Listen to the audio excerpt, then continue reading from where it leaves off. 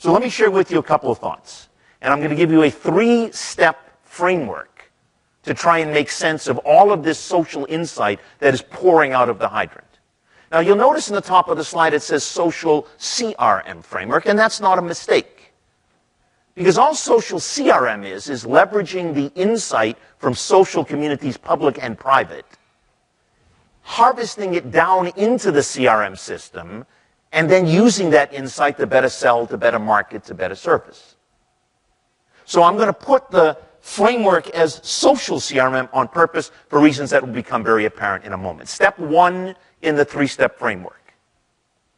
We're going to spend time, money, and effort listening, monitoring, and filtering relevant information about what our customers and prospects say about us in public and private communities.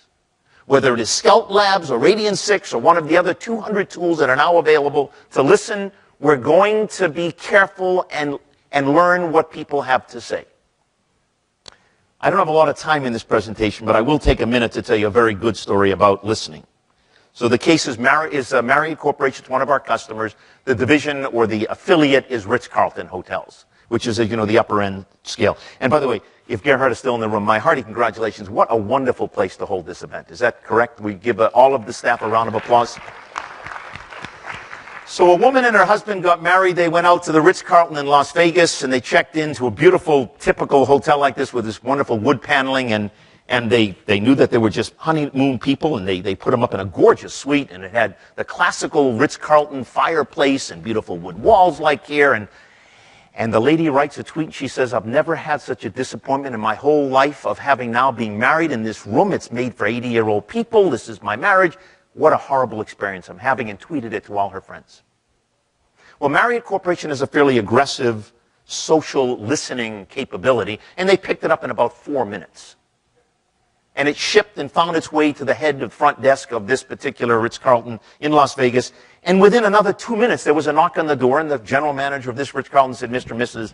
So-and-so, we've been sitting back thinking at the desk, you guys are young, this is the Strip, you probably want this big, beautiful window that overlooks the Strip, and we've decided to move you," and the bell porter was there and moved everything down. And about 2 minutes later, she gets back on Twitter and says, "You're not going to believe what just happened. They knocked on the door. They brought us the most gorgeous room in the world. This hotel rocks."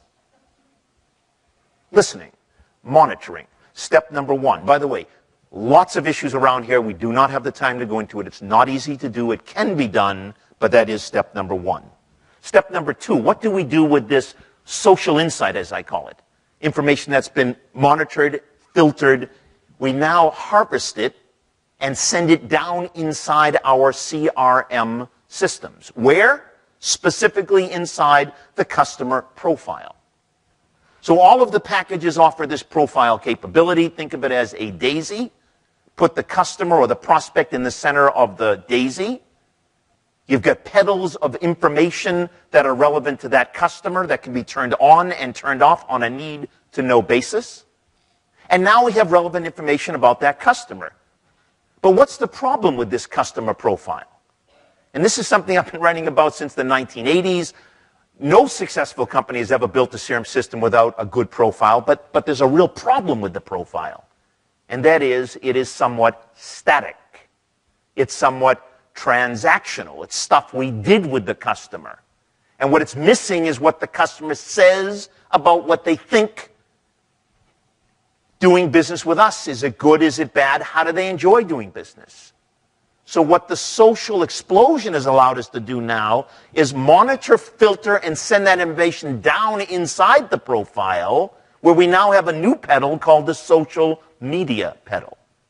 And that gives us the emotional or sentimental component of the relationship we have with that customer.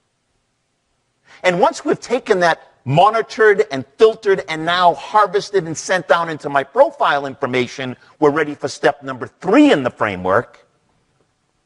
And that is to take some type of a customer engagement activity or action that will drive enhanced customer relationship, better and more tight two-way dialogue with the customer, advocacy, loyalty, satisfaction, etc.